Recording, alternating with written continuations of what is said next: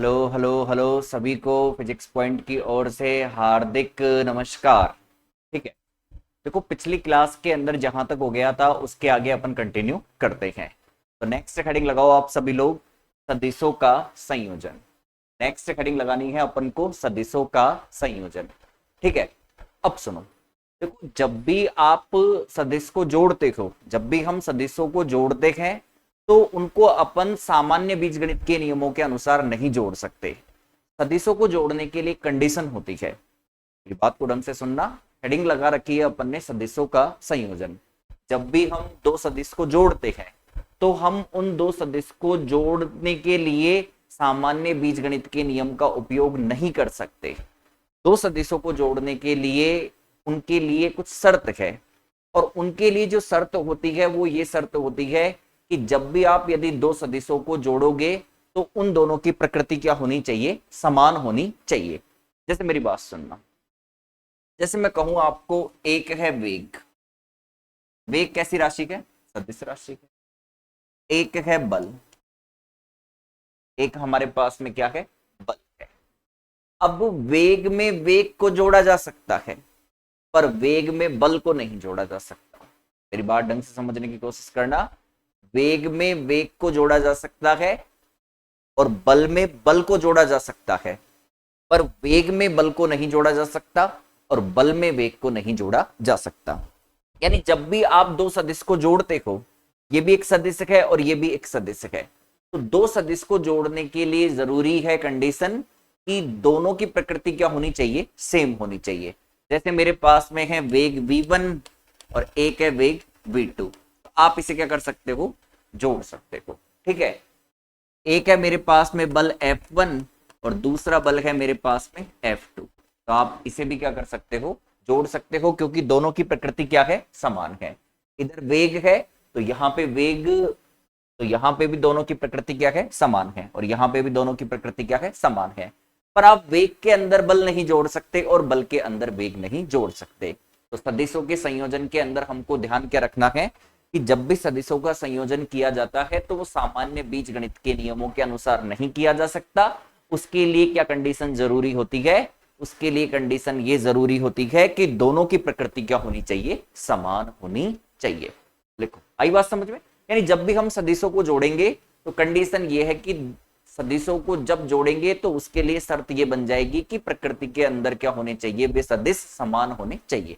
जैसे वेग में वेग जोड़ सकते हैं, बल में बल जोड़ सकते हैं, पर बल में वेग नहीं जोड़ सकते और वेग में बल नहीं जोड़ा जा सकता। ठीक है। लिखो इसके अंदर, सदिशों को सदिशों को सामान्य बीजगणित, सदिशों को सामान्य बीजगणित के नियमों से नहीं जोड़ा जा सकता है, के नियमों से नहीं जोड़ा जा सकता है।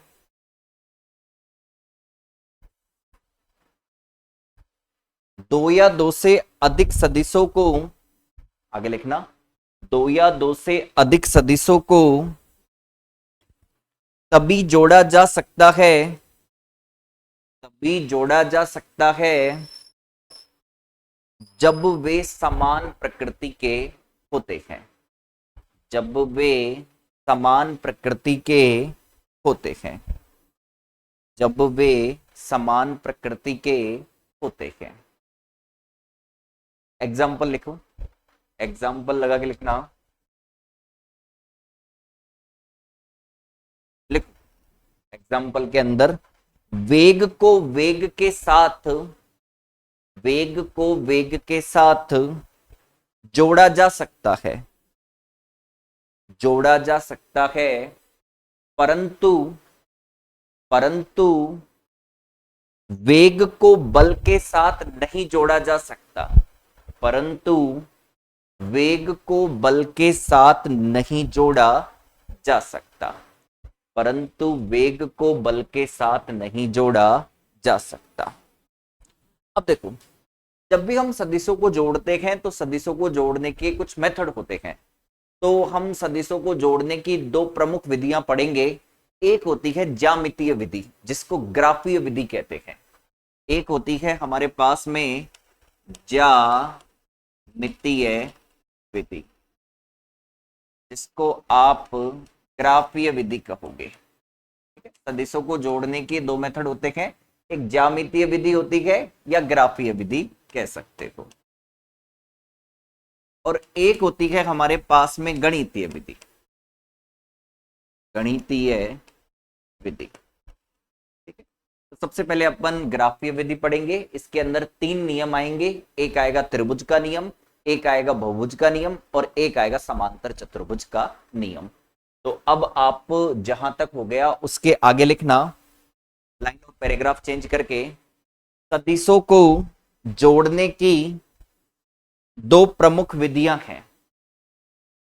सदिशों को जोड़ने की दो प्रमुख विधियां हैं। सदिशों को जोड़ने की दो प्रमुख विधियां हैं। पहले नंबर पे लिखो ज्यामितीय विधि, ब्रैकेट के अंदर लिखने ना ग्राफीय विधि, और दूसरे नंबर पे लिखना है आप लोगों को गणितीय विधि। सेकंड नंबर पर आप लोग क्या लिखोगे, गणितीय विधि लिखोगे। ठीक है, अब पहले नंबर वाली लगा लो हेडिंग वापस, ज्यामितीय विधि है ना, या ग्राफीय विधि है ना। ये लिखने के बाद में अब हेडिंग लगा लो आप ज्यामितीय विधि, ब्रैकेट के अंदर लिख लो गणितीय ग्राफीय विधि। अब इसके अंदर पहला नियम आएगा त्रिभुज का नियम। त्रिभुज नियम, इसमें भी फर्स्ट लगाओ आप त्रिभुज नियम। इसके अंदर भी फर्स्ट लगाना है आप लोगों को त्रिभुज नियम। आओ देखो, ठीक है, सबको बहुत ही ढंग से समझना है त्रिभुज का नियम क्या होता है, बहुत काम आता है हमारे आगे, और बहुत ही ज्यादा क्या है, आसान है। आइएगा, मैंने पहले ही यहाँ पे स्टेटमेंट लिख रखा है, देखो, ताकि हमारा समय बचे। यदि किसी त्रिभुज की दो क्रमागत भुजाएं दो सदिशों को व्यक्त करे तो तीसरी भुजा विपरीत क्रम में उनके योग को व्यक्त करेगी। ठीक है, अब समझना इसका मतलब क्या है। आओ देखो, समझा रहा हूं, ढंग से समझने की कोशिश करना। हमारे पास में क्या है, दो सदिश है। एक सदिश ये रहा, ठीक है, एक सदिश है हमारे पास में। अच्छा सुनो, दूसरा सदिश है मेरे पास में, दूसरा सदिश है मेरे पास में, एक सदिश है मेरे पास में ये, दूसरा सदिश है मेरे पास में ये। अब ढंग से समझने की कोशिश करना। आओ देखो, इस वाले सदिश का एरो ये रहा, इधर लगा देता हूं मैं एक एरो, ये रहा एक सदिश, ठीक है, ये रहा एक सदिश, और दूसरा सदिश ये रहा, दूसरा सदिश मेरे पास में ये रहा। एक काम करते हैं, इसको रिप्रेजेंट करता हूं मैं ए वेक्टर से, और इसको रिप्रेजेंट करता हूं मैं किससे, बी वेक्टर से। ठीक है, दो सदिश है मेरे पास में, एक सदिश ये रहा, दूसरा सदिश ये रहा। ठीक है, अब एक काम करते हैं, सुनना, काम की बात क्या है, इसका जो हेड है, यानी दूसरे सदिश बी वेक्टर वाला जो सदिश है, उसके हेड को ए वेक्टर वाले सदिश के टेल से जोड़ देते हैं। तो ये लो, मैंने क्या किया, इसके हेड को इसके टेल से जोड़ दिया और एक त्रिभुज बना दिया। और एक क्या बना दिया मैंने, त्रिभुज बना दिया। अब सुनो, एक काम करते हैं, इसको नाम देते हैं ओ पॉइंट, इसको नाम देते हैं पी पॉइंट, और इसको नाम देते हैं क्यू पॉइंट। अब समझना स्टेटमेंट, यदि किसी त्रिभुज की दो क्रमागत भुजाएं दो सदिशों को व्यक्त करें, यदि किसी त्रिभुज की दो क्रमागत भुजाएं दो सदिशों को व्यक्त करें, एक भुजा ये रही ओपी, दूसरी भुजा ये रही ओ क्यू, ये दो क्रमागत सदिश को व्यक्त कर रही है, ए वेक्टर को, ये बी वेक्टर को। अच्छा, क्रमागत का मतलब क्या है, जब एक सदिश खत्म हो रहा है तो दूसरा सदिश क्या हो रहा है, प्रारंभ। यानी चेक करना, पहले सदिश का हेड ये रहा और दूसरे सदिश का टेल ये रहा, तो दो क्रमागत हो गए, ऐसे गए यहां से यहां गए। ठीक है, दो सदिशों को व्यक्त करे तो तीसरी भुजा विपरीत क्रम में उनके योग को व्यक्त करेगी। अच्छा, समझना काम की बात क्या है। देखो, ये है मेरे पास में बिंदु O और ये है मेरे पास में बिंदु Q। ढंग से समझने की कोशिश करना। मुझे बिंदु O से बिंदु Q तक जाना है, ठीक है, बिंदु O से बिंदु Q तक जाना है। तो मेरे पास में दो रास्ते हैं। पहला रास्ता तो ये रहा कि मैं O से P जाऊंगा, फिर P से Q जाऊंगा और Q पे पहुंच जाऊंगा। और दूसरा रास्ता है मेरे पास में O से Q डायरेक्ट जाऊंगा, ठीक है। तो होता क्या है, त्रिभुज का नियम ये कहता है कि आप यहां से यहां गए तो ये हो गया OP, OP वेक्टर। यहां से यहां गए तो आप हो गया PQ वेक्टर। तो आप कहां पे पहुंच गए, बिंदु Q पर। स्टार्ट कहां से हुए, O से, O से P, P से Q, यानी OP vector plus PQ vector. अब OP वेक्टर हो गया, PQ वेक्टर हो गया, और एक है मेरे पास में OQ वेक्टर। एक है मेरे पास में क्या, OQ वेक्टर। तो यहां से यहां गए, यहां से यहां गए, तो इन दोनों का जो योग है वो तीसरा जो विपरीत क्रम वाला है ना। अच्छा, विपरीत क्रम में कैसे हुआ, सुनो देखो। O से P गए, P से Q गए और Q से O। देखो, जैसे एक अगर आप ढंग से यहां पर चेक करोगे तो देखो, यहां से O से P गए, P से Q गए और Q से वापस O आते हैं। तो चेक करो एरो किस तरीके से लगे हुए हैं, ऐसे चेक करना। देखो, O से P, P से Q और Q से O। तब चेक करना, दो तो क्रम वाले हैं और तीसरा विपरीत क्रम वाला है। चेक करो कैसे, O से P, P से Q क्रम है। अब Q से O आएंगे तो विपरीत क्रम है, क्योंकि एरो इधर लगा हुआ है, आपन ऐसे रखे हैं। तो देखो समझो, यदि किसी त्रिभुज की दो क्रमागत भुजाएं दो सदिशों को व्यक्त करे, ये दोनों भुजाएं दो सदिशों को व्यक्त करे, तो तीसरी भुजा यानी ये वाली भुजा विपरीत क्रम में, क्रम क्या हो गया इसका, विपरीत हो गया। अच्छा, विपरीत क्रम के अंदर बोलेंगे अपन तो आप क्या कहोगे, OQ। आप क्या कहोगे, OQ, ना कि QO, ना कि QO, अपन क्या कहेंगे, OQ। तो सुनना, OP vector plus PQ vector बराबर किसके हो जाएगा, OQ वेक्टर के।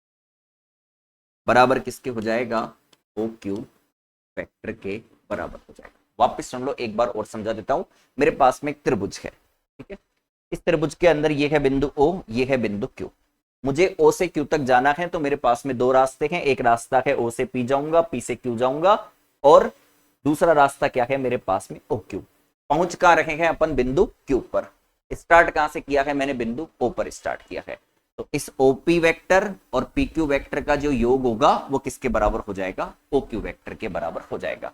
अच्छा देखो, इसको R वेक्टर मान लेता हूं, इसको R वेक्टर मान लेता हूं मैं, इसको क्या मान लेता हूं, R वेक्टर। तो OP वेक्टर बराबर कितना हो गया, ये A वेक्टर हो गया।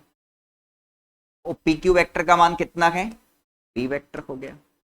और ये क्या हो गया हमारे पास में, R वेक्टर। तो सुनो, यदि किसी त्रिभुज की दो क्रमागत भुजाएं दो सदिशों को व्यक्त करें, तो ये दोनों क्रमागत भुजाएं दो सदिशों को व्यक्त करें, तो तीसरी भुजा, ये वाली भुजा विपरीत क्रम में, इसके क्रम के विपरीत है। कैसे, क्रम तो ऐसे होता, ऐसे होता ना, इस तरीके से होता क्रम तो, पर ये तो विपरीत हो गया, ये तो क्रमागत हो गई और ये विपरीत हो गया, ठीक है ना। तो तीसरी भुजा विपरीत क्रम में उनके योग को व्यक्त करेगी, उनके योग को व्यक्त करेगी, उनके योग को व्यक्त करेगी। किनके योग को, इन दोनों सदिशों के योग को व्यक्त करेगी। तो आप कह सकते हो R वेक्टर बराबर A vector plus B vector, R vector बराबर A vector plus B vector. अब सुनो, आओ देखो, जैसे ये मेरे पास में एक त्रिभुज है, ठीक है, ये है O, ये है A, ये है B, एरो ऐसे लगा हुआ है। अब मैं कहूं कि इसके अंदर आपको क्या नाम से त्रिभुज का नियम लगाना है। त्रिभुज का नियम क्या होगा, OA vector plus AB vector, ये तो हो गए क्रमागत, ये तो क्रमागत हो गए ना, इस तरीके से। और तीसरा ये क्या हो गया, विपरीत क्रम वाला हो गया। ये क्या हो गया, विपरीत क्रम वाला, OB वेक्टर। तीसरा ये जो विपरीत क्रम वाला है ना, इन दोनों सदिश के योग के क्या होता है, बराबर होता है। ये कहलाता है त्रिभुज का नियम। तो वापस समझ लो, यदि किसी त्रिभुज की दो क्रमागत भुजाएं दो सदिशों को व्यक्त करे तो तीसरी भुजा विपरीत क्रम में उनके योग को व्यक्त करेगी। ऐसे कैसे आप लोग इसे उतार लो। आर वेक्टर बराबर हो जाएगा A vector plus B vector. ये होता है हमारे पास में त्रिभुज का त्रिभुज नियम। उतारो। हमारे पास में जो ज्यामितीय विधि है, ग्राफीय विधि है, उसके अंदर ये पहला नियम है त्रिभुज के अंदर पहला नियम है ये त्रिभुज नियम। अगर कोई चीज समझ में ना आए तो पूछ लेना, ठीक है। फटाफट उतारो इसे।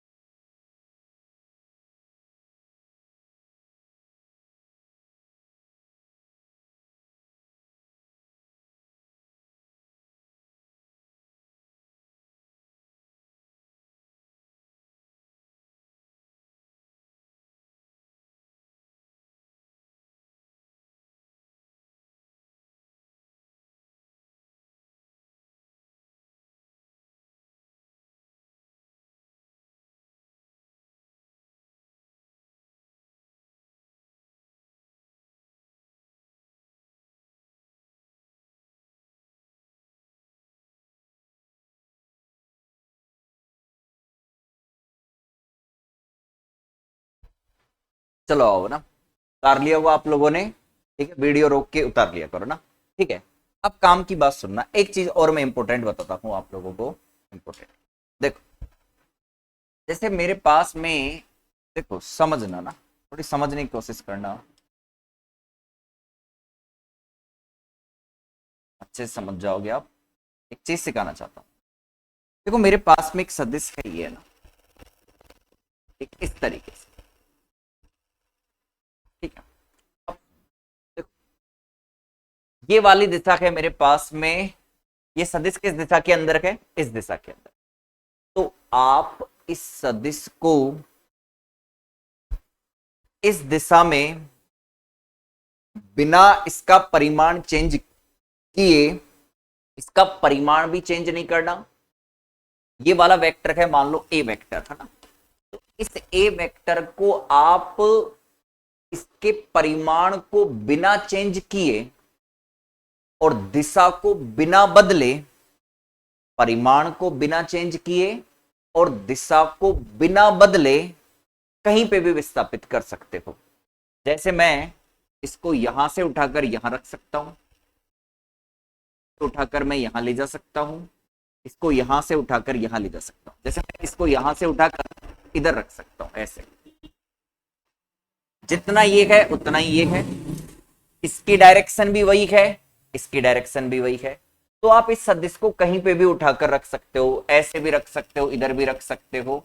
बस इसका परिमाण चेंज नहीं होना चाहिए, दिशा चेंज नहीं होना चाहिए। देखो जितना ये परिमाण है उतना ये परिमाण है, जो ये दिशा है वही ये दिशा है। तो आप इसको कहीं पे भी प्रतिस्थापित कर सकते हो, यहाँ पे भी प्रतिस्थापित कर सकते हो, इधर भी प्रतिस्थापित कर सकते हो, इधर भी प्रतिस्थापित कर सकते हो। आप इसे कहीं पे भी प्रतिस्थापित कर सकते हो, ये ध्यान रखना। अच्छा सुनो, और एक चीज और सिखाता हूं, आओ देखो। जैसे मेरे पास में एक सदिश है इस तरीके से, ठीक है। अब इसका परिमाण इतना है और इसकी दिशा ये है, तो आप इसे भी क्या कर सकते हो, कहीं पे भी आकाश में विस्थापित कर सकते हो बिना इसका परिमाण और दिशा बदले। यानी आप इसे यहां पे भी बना सकते हो। देखो जितना ये परिमाण है उतना ही ये परिमाण है, जो ये दिशा है वही ये दिशा है। अच्छा इसको उठा के यहां पे भी लगा सकते हो। देखो जितना ये परिमाण है उतना ही ये परिमाण है, जो ये दिशा है वही ये दिशा है। आप इसको इधर भी लगा सकते हो, इधर भी लगा सकते हो, कहीं पे भी लगा सकते हो। बस शर्त क्या है, परिमाण और दिशा नहीं बदलनी चाहिए। ये ध्यान रखना, सदिश के अंदर इंपॉर्टेंट बात आती है। अच्छा ये त्रिभुज का नियम आप लोगों ने लिख लिया होगा। अब आगे चलते हैं। अब आगे अपन इसके बाद आओ देखो, इसको समझते हैं, इस विधि को क्या समझते हैं। त्रिभुज के नियम के अंदर ये विधि है, इसको समझने की कोशिश अपन यहां पर करेंगे। आओ देखो, ढंग से समझने की कोशिश करना। माना दो सदिश P व Q है। चलो आप देखो, मेरे पास में दो सदिश है, एक है P और दूसरा है क्यू। समझना, मेरे पास में दो सदिशक है, एक है पी और एक है क्यू।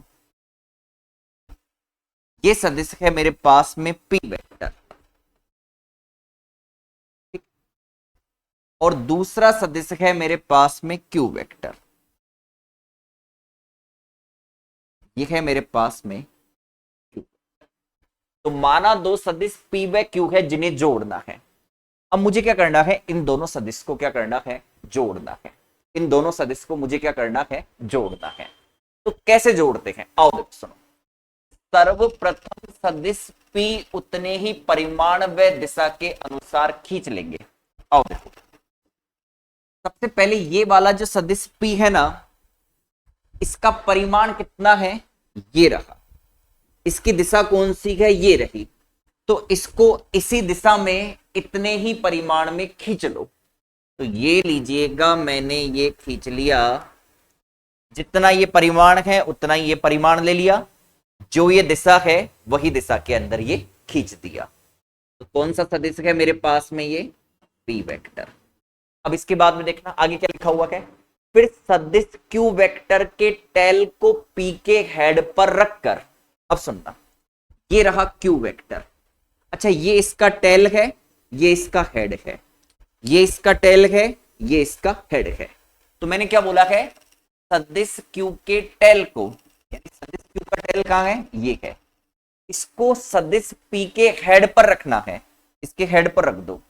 सदिश क्यू के टेल को पी के हेड पर रखकर इसको इसके हेड पर रखना है, और क्यू के परिमाण के बराबर व क्यू की दिशा में सदिश क्यू को भी खींच लेंगे। यानी मेरी बात को ढंग से समझने की कोशिश करना। इस क्यू का टेल ये रहा, पी का हेड ये रहा, इसको उठाकर मैंने यहां रखना है। अब इसको उठाकर मैं इसके ऊपर रखूंगा, यहां रखूंगा, यानी इसके टेल को इसके हेड से मिलाकर रखूंगा मैं। तो परिमाण और दिशा नहीं बदलनी चाहिए, यानी परिमाण इतना ही लेना है और यही दिशा लेनी है। तो मैंने क्या किया, इसके टेल को इसके हेड के ऊपर रखा, ये रख दिया, ये रख दिया।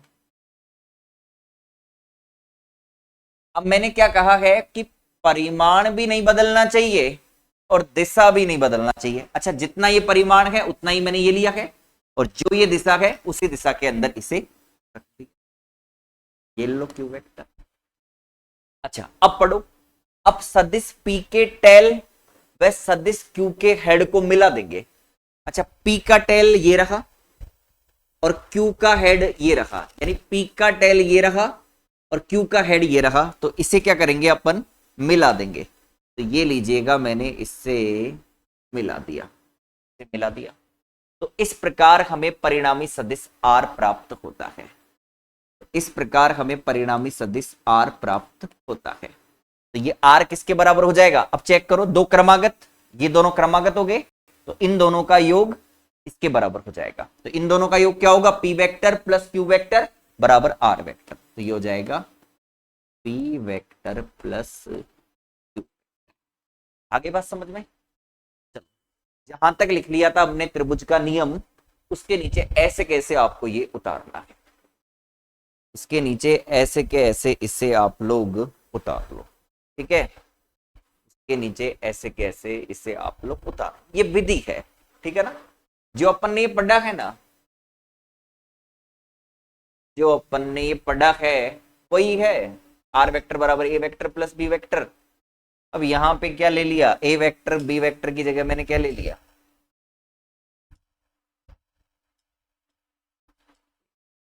पी और क्यू ले लिया। तो ये आर वेक्टर बराबर पी वेक्टर क्यू। ठीक है, इस मेथड को पूरे को उतारना है। देखो, आप लोग वीडियो को पॉज करके रोक कर आप लोग उतार लीजिए, है ना, उतार लिया करो, वीडियो को रोक कर उतार लिया करो।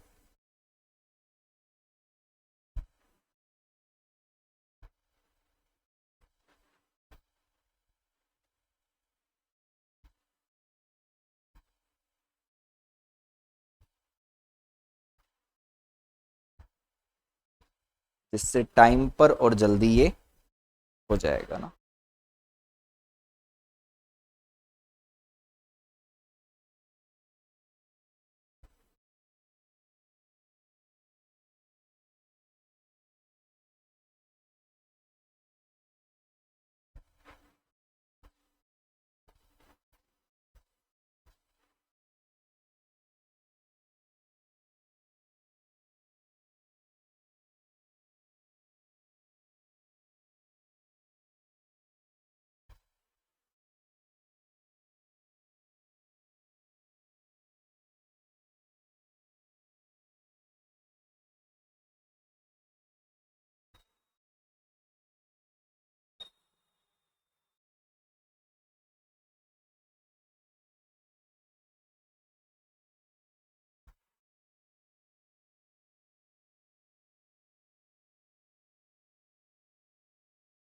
लिया होगा आप लोगों ने।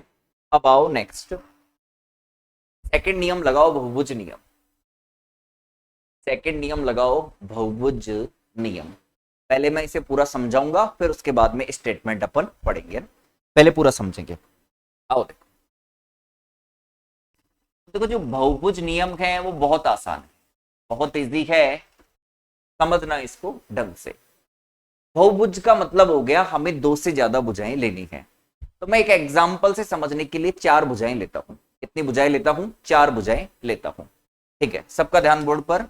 चार भुजाएं मैं यहां पे ले रहा हूं। देखो, आओ देखो, तो पहली भुजा हो गई मेरी ये वाली। ठीक है, एरो लगा दी। आओ, दूसरी भुजा में ले लेता हूं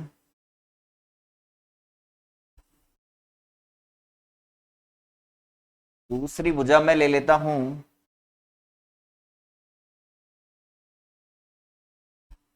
ये वाली, एरो लगा दी।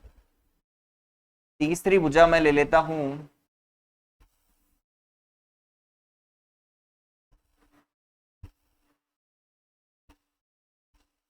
ये वाली, ये एरो लगा दिया। और चौथी भुजा में ले लेता हूं ये वाली, और ये मैं एरो लगा दिया। कितनी भुजाएं ले ली मैंने? चार। एक, दो, तीन और चार। ठीक है, यानी चार सदिश ले लिए मैंने एक प्रकार से ना। आओ देखो, इसको नाम दे देता हूं मैं ए वेक्टर, इसको नाम दे देता हूं मैं बी वेक्टर, इसको नाम दे देता हूं सी वेक्टर, और इसको नाम दे देता हूं डी वेक्टर। ठीक, हमें क्या करना है? इनको जोड़ना है।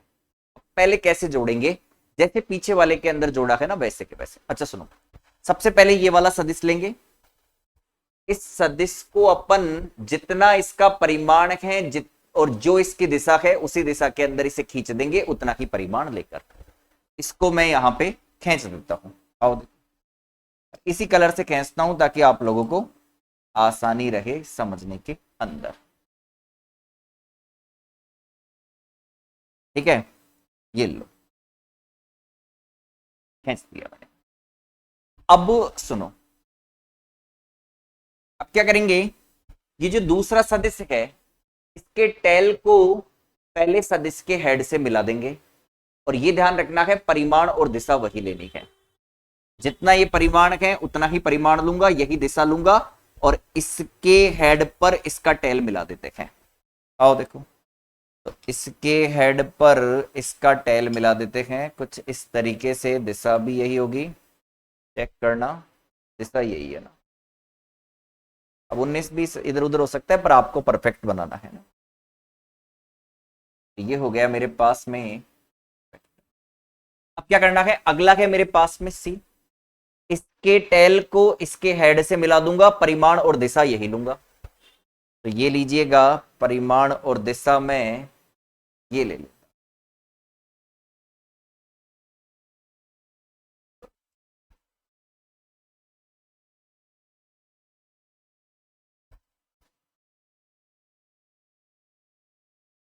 ये लो।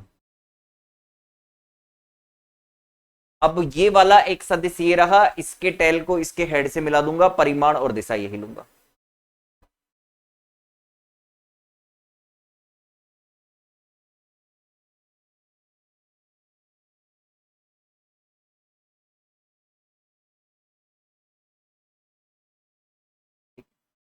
अब काम की बात समझना। आओ देखो, बहुत इंपॉर्टेंट बात अब अपन यहां पर करने वाले हैं। अब क्या करना है आपको? लास्ट ये है और स्टार्ट वाला ये है। तो इसके हेड को इसके टेल से जो सॉरी इसके हेड को इसके टेल से जोड़ देंगे। तो ये लीजिएगा, इसके हेड को मैं इसके टेल से जोड़ देता हूं। इसके हेड को इसके टेल से जोड़ देता हूं। इसके हेड को मैंने क्या किया? इसके टेल से जोड़ दिया। इसके हेड को मैंने इसके टेल से जोड़ दिया। तो अब देखो, ये तो क्रम है। इस यहां से आ गए, यहां से आ गए, यहां से आ गए, यहां से आ गए, पर ये वाला मेरे पास में क्या है, विपरीत क्रम है। जैसे मान लो मैं इसको ओ नाम दे देता हूं, इसको एम नाम दे देता हूं, इसको एन नाम दे देता हूं, इसको क्यू नाम दे देता हूं, इसको आर सॉरी इसको पी नाम दे देता हूं। ठीक है, तो चेक करो, अपन ओ से एम गए, एरो चेक करो, एम से एन गए, एन से क्यू गए, और क्यू से पी गए।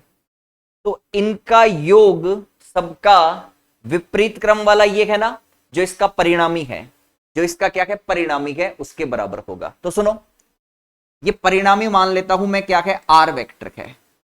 ये परिणामी क्या मान लेता हूं मैं, आर वेक्टर मान लेता हूं। तो ये जो आर वेक्टर है वो क्या होगा, इसका, इस सदिश का, इस सदिश का, इस सदिश का, ये क्रम से है, ये क्रम से है सारे सदिश है ना।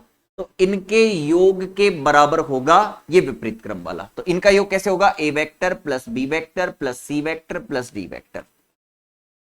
आर वेक्टर बराबर क्या हो जाएगा, A vector plus B vector plus C vector. अब पीछे वाले के अंदर कितनी भुजाएं थी मेरे पास में, दो क्रमागत थी, ठीक है ना, और तीसरी विपरीत क्रम वाली थी। इसमें क्रमागत कितनी हो गई, चार हो गई, और ये जो पांचवी है वो क्या है, विपरीत क्रम वाली है। तो चारों का योग क्या हो जाएगा, पांचवी के बराबर हो जाएगा। बस वही त्रिभुज के नियम का ही है, बस उसमें भुजाएं कितनी होती है, त्रिभुज में तीन होती है, बहुभुज में अपन कितनी भी ले सकते हैं। ठीक है ना। चलो अब स्टेटमेंट पढ़ते हैं अपन, आओ।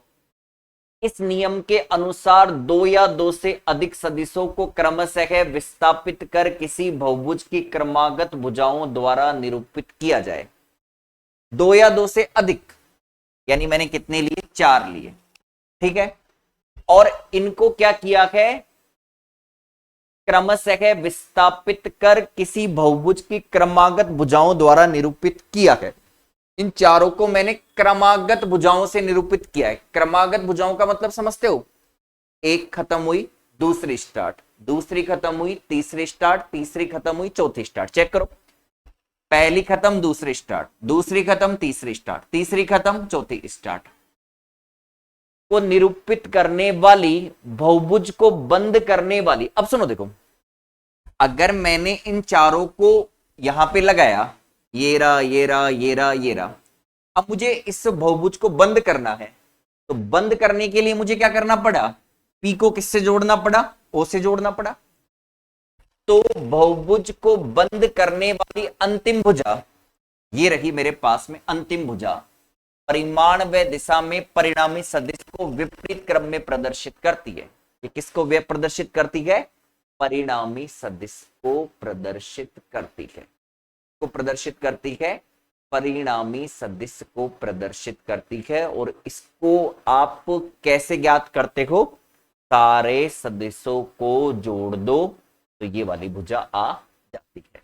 ठीक है, बहुभुज नियम लगाओ, ये ऐसे कैसे पूरा आपको उतारना है, ये ऐसे कैसे पूरा का पूरा आप लोगों को उतारना है।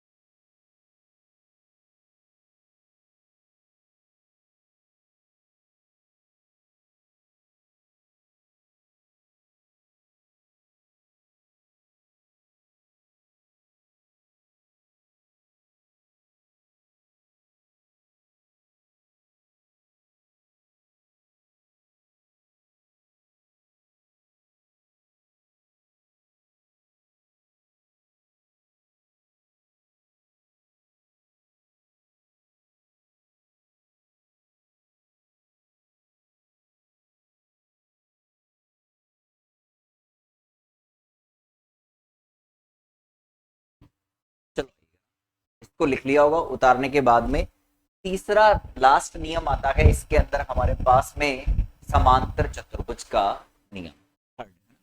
ये और समझ लो, समांतर चतुर्भुज का नियम बहुत ही सिंपल है। आओ देखो समझना, मेरे पास में एक समांतर चतुर्भुज बना रखा हूं मैं ना, एक समांतर चतुर्भुज बना रहा हूं। अच्छा सुनो, पहले ना समांतर चतुर्भुज को बनाने से पहले एक चीज समझते हैं। मेरे पास में एक सदिश ये है, ये वाली दिशा के अंदर है, ठीक है। एक सदिश है मेरे पास में, इसको नाम दे देता हूं मैं पी वेक्टर और इसको नाम दे देता हूं मैं क्यू वेक्टर। अब सुनो क्या करना है आपको, देखो काम की बात है, बहुत इंपॉर्टेंट है समझने की। यदि दो सदिशों को परिमाण व दिशा दोनों में किसी समांतर चतुर्भुज की दो आसन्न भुजाओं द्वारा व्यक्त किया जाए, देखो एक सदिश ये है मेरे पास में, एक सदिश ये है, और मुझे एक समांतर चतुर्भुज बनाना है। समांतर चतुर्भुज कैसे बनाऊंगा मैं, जितना ये है परिमाण के अंदर उतना ही परिमाण मैं यहां पे लूंगा। तो ये लो, उतना ही परिमाण मैंने यहां पे ले लिया, जितना ये है ना उतना ही ये ले लेता हूं, डॉट डॉट लिखा देता हूं, ठीक है। जितना ये है उतना ही ये ले लिया मैंने, और दिशा यही है इसकी, है ना, जो ये दिशा के अंदर है ना, ये वाला है ना, उसी दिशा के अंदर ये है। तो ये क्या हो गया मेरे पास में, पी वेक्टर हो गया। अच्छा सुनो, जो ये है मेरे पास में उतने ही परिमाण का मुझे यहां पे लेना पड़ेगा, और ये वाली दिशा है उसी दिशा के अंदर, है ना, तो ये लीजिए,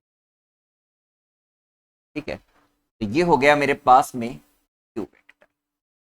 अब सुनो काम की बात, यदि दो सदिशों को परिमाण व दिशा दोनों में किसी समांतर चतुर्भुज की दो आसन्न भुजाओं द्वारा व्यक्त किया जाए, देखो ये एक समांतर चतुर्भुज है मेरे पास में, ओ ए बी सी, ये इसकी दो आसन्न भुजाएं हैं, एक तो कौन सी ओ ए, और एक हो गई मेरे पास में ओ सी। एक इसकी आसन्न भुजा कौन सी है, ओ ए हो गई, एक हो गई मेरे पास में ओ सी। इसके अंदर मैंने दो सदिश दिखा रखे हैं, एक पी वेक्टर दिखा रखा है, एक मैंने क्या दिखा रखा है, क्यू वेक्टर दिखा रखा है। अब सुनो, इन दोनों सदिशों का कटान बिंदु कौन सा है, ये वाला। इन दोनों सदिशों का कटान बिंदु कौन सा है, ये वाला है, ठीक है। अब सुनो देखो, अब इन दोनों के कटान बिंदु को मैं क्या करता हूं, इससे मिला देता हूं, इस बी बिंदु से। तो ये लीजिएगा, मैंने इसके कटान बिंदु को इससे मिला दिया, तो ये हो जाएगा मेरे पास में परिणामी सदिश आर वेक्टर। ये क्या हो जाएगा मेरे पास में, परिणामी सदिश आर वेक्टर। तो अब पढ़ लो पूरा स्टेटमेंट, यदि दो सदिशों को परिमाण दिशा दोनों में किसी समांतर चतुर्भुज की दो आसन्न भुजाओं द्वारा व्यक्त किया जाए, यानी समांतर चतुर्भुज है ओ ए बी सी, जिसकी दो आसन्न भुजाएं हैं कौन सी, ओ ए और ओ सी, जिसमें एक सदिश है पी वेक्टर और दूसरा सदिश है मेरे पास में क्यू वेक्टर। तो परिणामी परिमाण व दिशा दोनों में उस चतुर्भुज के उस विकर्ण द्वारा प्रदर्शित होगा। तो इन दोनों का जो परिणामी है ना, समझना, पी वेक्टर और क्यू वेक्टर का जो परिणामी है उस समांतर चतुर्भुज का विकर्ण होगा। तो इस समांतर चतुर्भुज का विकर्ण क्या है, ओ बी है। इस समांतर चतुर्भुज का विकर्ण क्या है, ओ बी है, जो किससे जाएगा, उन दोनों सदिशों के कटान बिंदु से होकर जाएगा। उस चतुर्भुज के उस विकर्ण द्वारा प्रदर्शित होगा जो उन भुजाओं के कटान बिंदु से होकर जाता है। यानी ये जो परिणामी है ये कहां से जाएगा, जो उन सदिशों के कटान बिंदु से होकर जाता है। यानी दोनों सदिशों का कटान बिंदु ये इससे होकर जाएगा, ये वाला परिणामी। अगेन एक बार रिपीट करता हूं, मेरे पास में एक समांतर चतुर्भुज है, कौन सा, ओ ए बी सी। इसकी दो आसन्न भुजाएं हैं कौन सी, एक तो ओ ए और ओ बी, ठीक है, जिसमें एक सदिश है पी वेक्टर और एक सदिश है क्यू वेक्टर। तो इन दोनों सदिशों का परिणामी क्या होगा, उस समांतर चतुर्भुज का विकर्ण होगा। तो इस समांतर चतुर्भुज का विकर्ण ये हो गया आर वेक्टर, ठीक है। तो ये किससे होकर जाएगा, ये जाएगा हमारे पास में, इन दोनों सदिशों का कटान बिंदु यहां पर है, इससे होकर ये जाता है। अब लगाओ वही हमारे पास में कौन सा नियम, त्रिभुज का नियम। चेक करो, दो क्रमागत ओ से ए से बी, तो इन दोनों का योग किसके बराबर हो जाएगा, तीसरा विपरीत क्रम वाला ये है, O A vector plus A B vector, यानी P vector plus Q vector बराबर आर वेक्टर।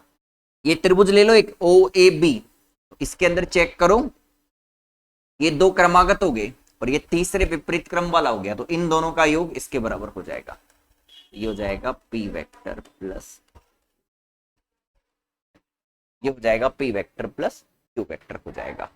तो ये है समांतर चतुर्भुज का नियम, जिसके अंदर दो सदिश है हमारे पास में, वो समांतर चतुर्भुज की दो आसन्न भुजाओं को व्यक्त कर रहे हैं। तो उस समांतर चतुर्भुज का जो विकर्ण है वो उन दोनों सदिशों के कटान बिंदु से होकर जाता है, इसका विकर्ण। परिणामी को अपन, परिणामी सदिश होता है ना, उसको अपन किससे रिप्रेजेंट करते हैं, उसको रिप्रेजेंट करते हैं अपन जनरली आर वेक्टर से रिप्रेजेंट करते हैं। परिणामी का मतलब रिजल्टेंट हो गया, और उसको अपन आर से ही लिखते हैं। तो ये तीसरा हो गया आपके पास में समांतर चतुर्भुज का नियम। ये कुछ खास इंपॉर्टेंट नहीं है, तीनों नियम, त्रिभुज का नियम, बहुभुज का नियम, समांतर चतुर्भुज का नियम, पर इसकी जो गणितीय विधि है वो इंपॉर्टेंट है समझने की, उस पर बहुत ज्यादा फोकस आप लोगों को करना पड़ेगा। तीसरा उतारो, समांतर चतुर्भुज का नियम।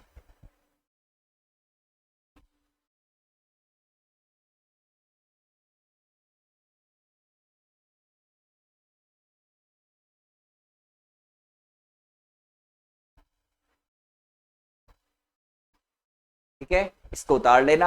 आज के लिए इतना ही, मिलते हैं नेक्स्ट क्लास के अंदर, तब तक आप पढ़ते रहो।